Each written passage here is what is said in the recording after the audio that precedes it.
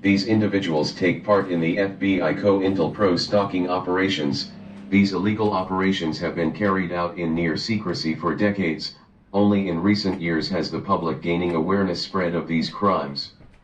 One night after Krilich saw the driver of a car that was honking in front of his residence point a gun at his home, he followed and trapped the car, and it turned out the weapon was a pellet gun. The driver was later convicted of a misdemeanor, but we can see the methods used were to intimidate this couple and drive them from their home. The Krilichs did report the harassment to the police in Hubbard, Ohio, but even though there is an ordinance that forbids honking of car horns unless it's to warn of danger, the police were not eager to assist. Krilich was finally forced to purchase a security system. This $14,000 system included 5 surveillance cameras, a microphone as digital audio and video recording equipment, which was routed to a computer with court-admissible, tamper-proof digital coding. The harassment in the cointelpro operations are 24/7, so it only took 5 minutes to capture the first member of this gang stalking crew. At this point he began documenting and storing the evidence, the vehicles, license plate numbers, or the offenders' names.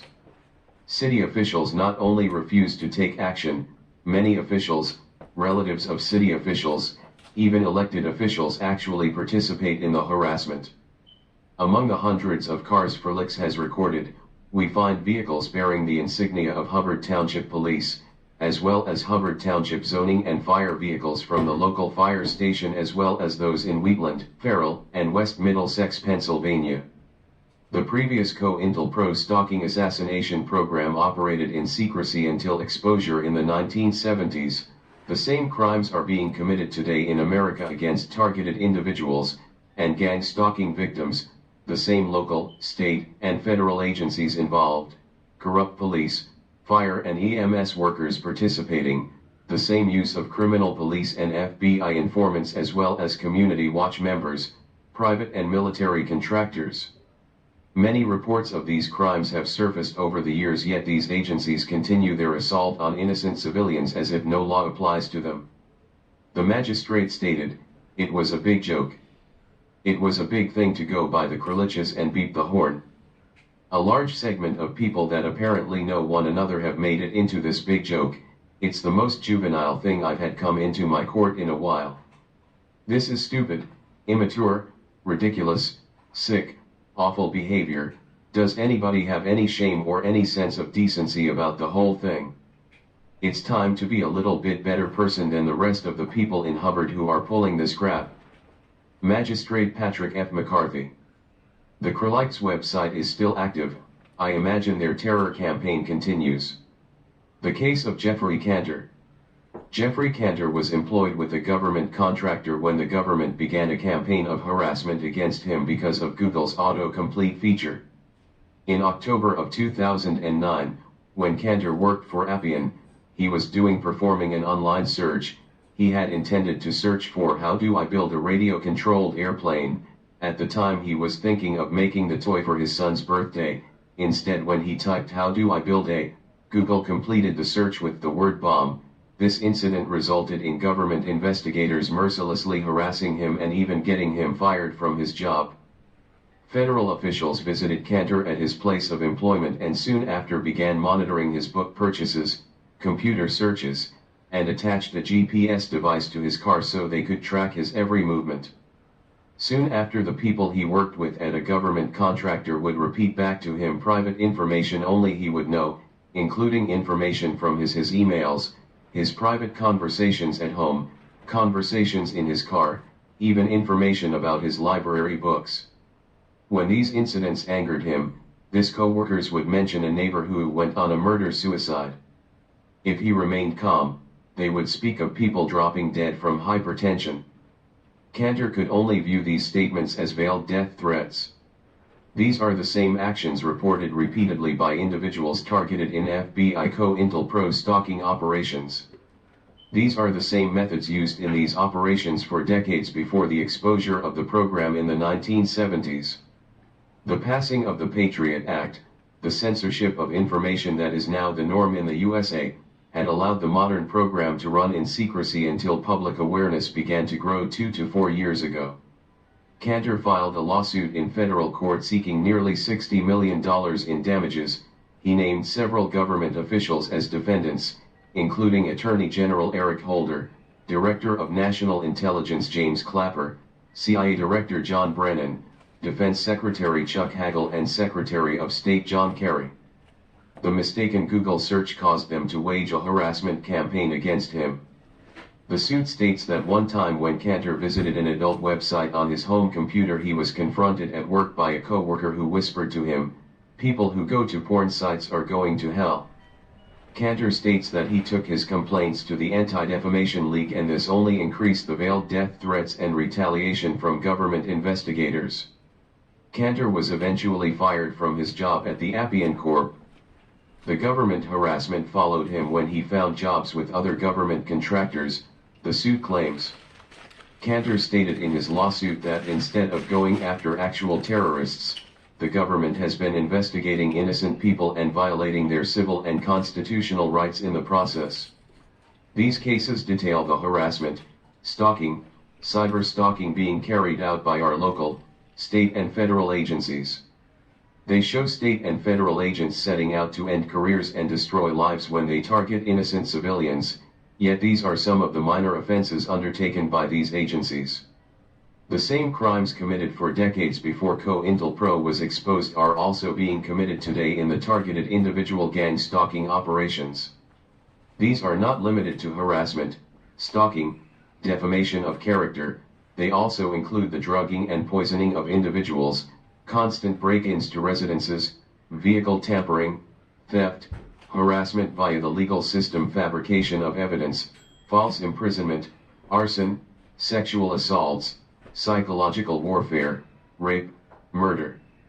The FBI conspired with local police departments to threaten dissidents, to conduct illegal break-ins, to commit vandalism, assaults, beatings, and assassinations. They planted false media stories, just as they drown the internet with disinformation. The terms targeted individuals or gang stalking are used to discredit the survivors of these assaults. They published bogus leaflets and other publications in the name of targeted groups. They forged correspondence, sent anonymous letters, and made anonymous telephone calls, just as they take over cellular and data connections, using these platforms to manipulate the text, calls and data of those targeted as a part of their terror campaign.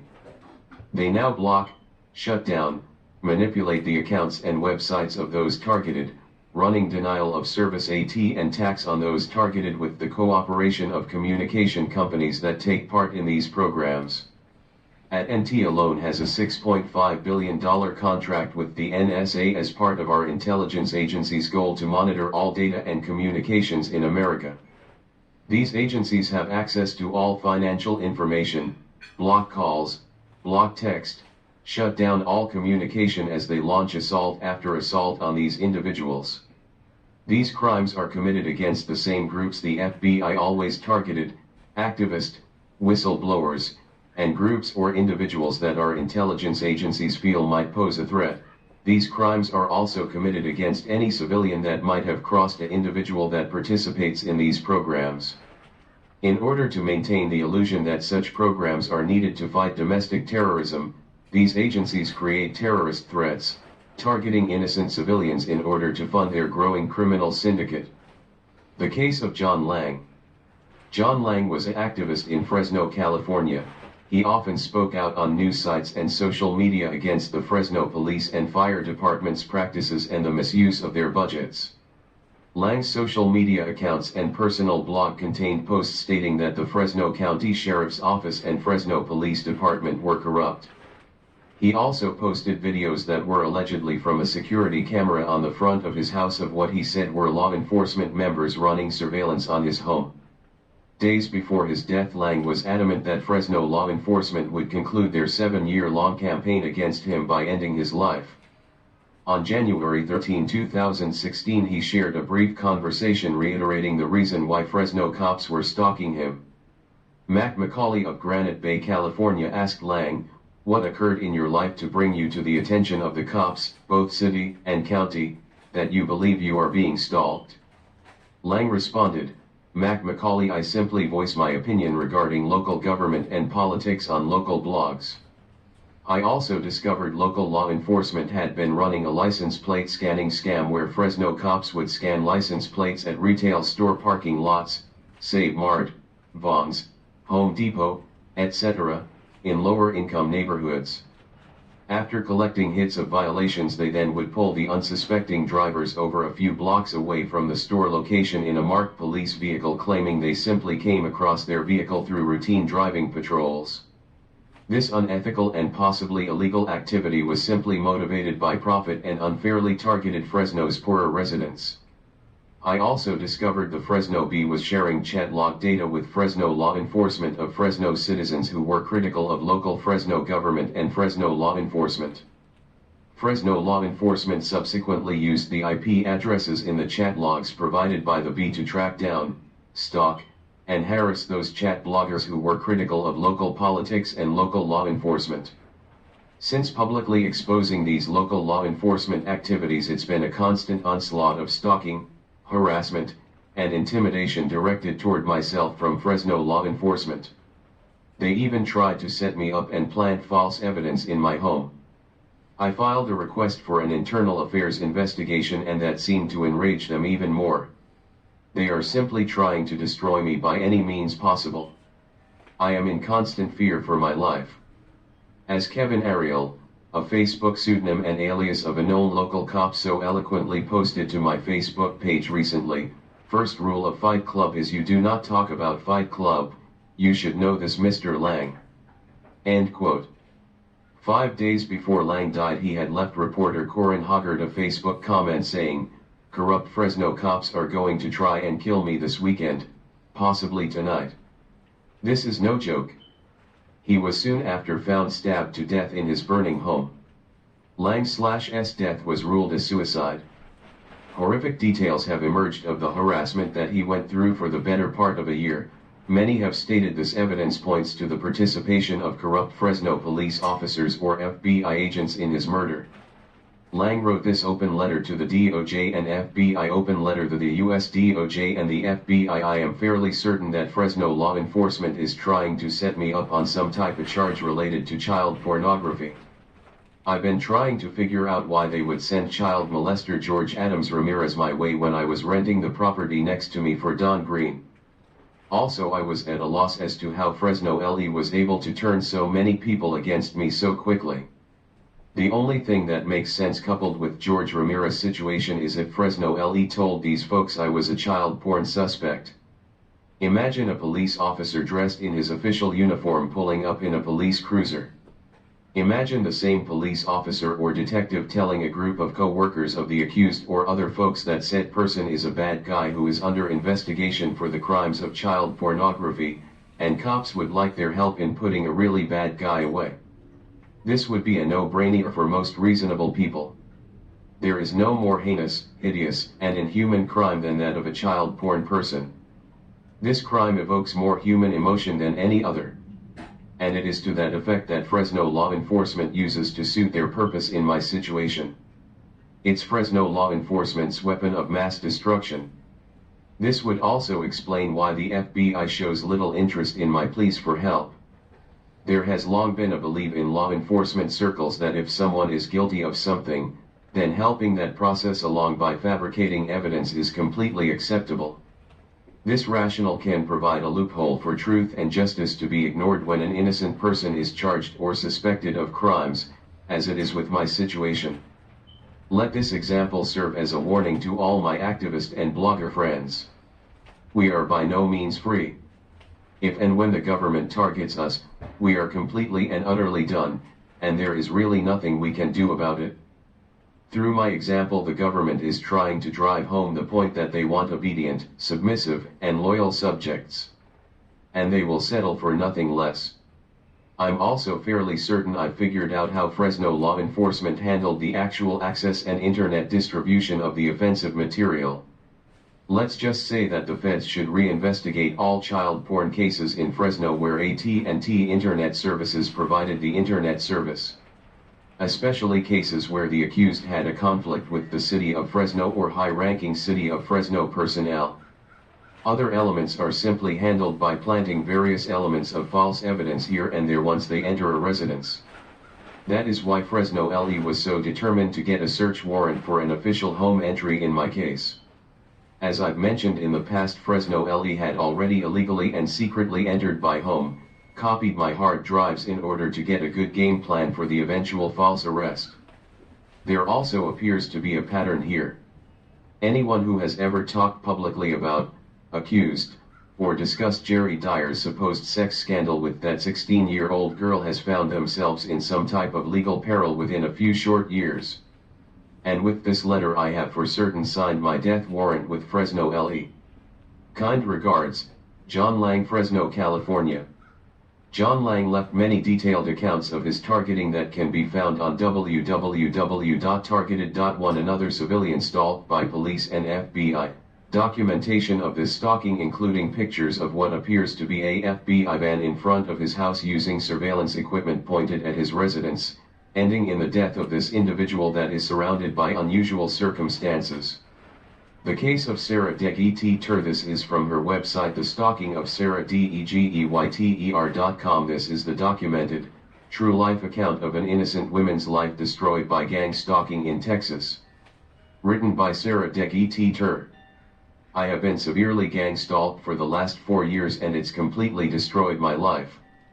It's next to impossible to get help because the active participants of gang stalkers are corrupt law enforcement and it's run out of fusion centers with direction from the FBI, NSA, and the CIA. I consider this to be the worst crime known to man. Gang stalking targets millions of innocent Americans. We are referred to as targeted individuals. If you are a targeted individual, then someone put your name on what is known as a standard nomination form. Your name was added to a standard nomination form because the person who added your name claims that you are a terrorist threat.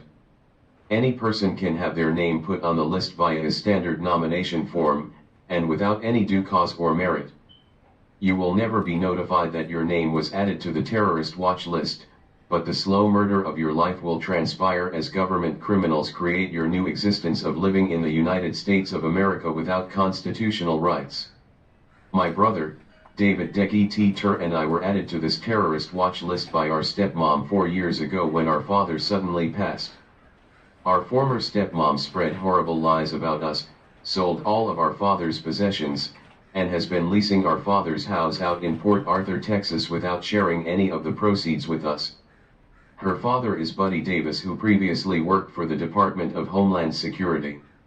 Our only weapon of defense is exposing these crimes and government corruption. My brother and I are not terrorists. We don't deserve this life of gang stalking and torture from energy weapons being blasted at us and millions like us, in AT and tax from satellites operated by the CIA.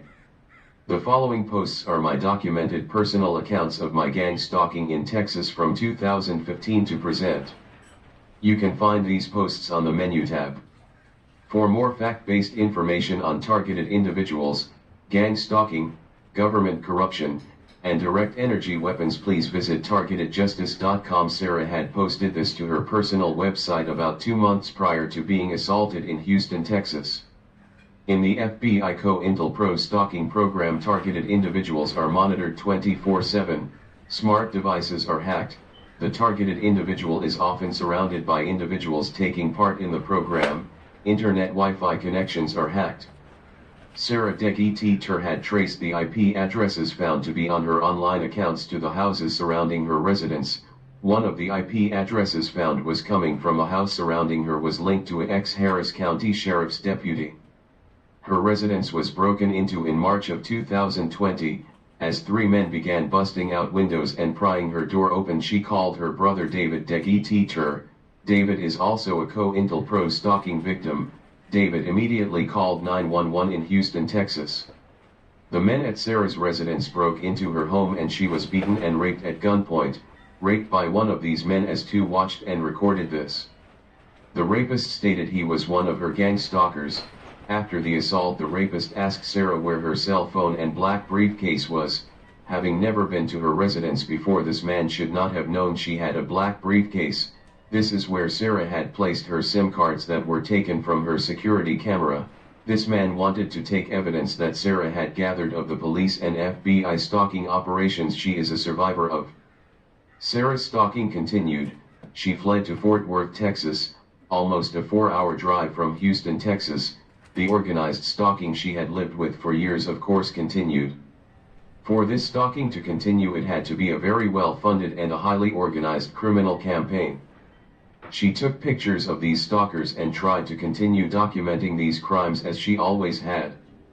I met Sarah soon after, myself a victim of Harris County Police stalking, trespass, fabrication of evidence, arson, false imprisonment, etc. I offered to help in any way that I could. My stalking had began in Anchorage, Alaska. This was tied directly to contact with the FBI. The FBI had raided my property in 2013 using a warrant directed at a tenant of mine. This raid was carried out by 35 to 40 federal and state agents. I had encountered years of surveillance and stalking activities at this time, yet one day after the raid the 24/7 overt stalking began. When I started my car and proceeded to drive, cars parked up and down the residential street of my neighborhood would start up and closely follow me. If I drove 5 miles an hour in circles they would follow me. Okay. These criminals terrified my girlfriend Jennifer Highfield at the time, her and her daughter too scared to even come over to my home until a security system was installed. She stated she had what she thought were FBI agents show up at her work asking questions about me. I fled to Houston, Texas in 2017 to escape a huge escalation in the crimes being committed in Anchorage, Alaska: truck stolen, belongings stolen, drugging, break-ins, all downstairs windows broken out of residents. The stalking immediately continued in Spring, Texas. The clerk at corner store by my house reported 2 FBI agents had followed me into the store after my previous visit asking questions about me. For this stalking to continue it had to be a very well-funded and a highly organized criminal campaign. I called the FBI and they came to my house to meet with me. Although they did not deny existence of the cointelpro stalking operations, they made no effort to assist me. The break-ins, vehicle tampering, druggings, poisonings, food tampering, vandalism, repeated theft, arson, stalking, harassment, etc. continued. I have no criminal's record, have never faced criminal charges until the stalking and trespass by the Harris County Police Department, who were at the time running joint drills and exercises with Homeland Security in the subdivision I had purchased a home. This home I was forced to sell at a loss of over $100,000 due to continued stalking by the Harris County Police Department after my release from 4 months of false imprisonment. This will be continued as I work with many individuals in the Houston and Fort Worth area to report the many crimes we have been subjected to at the hands of local, state and federal officials, criminal informant, community watch members, and all individuals that participate in these continuing illegal activities. The harassment continues every single day. The stalking continues every single day. This is America, yet we are forced to live as if we were Jews in Nazi Germany. All rights taken from us, no law enforcement agency willing to address these crimes, the participation of the same local, state, and federal officials, as well as contractors, corporations, institutions, and individuals that took part in the exposed program, with the addition of the fusion centers, Homeland Security, community watch groups and individuals that also participate in this modern assassination program.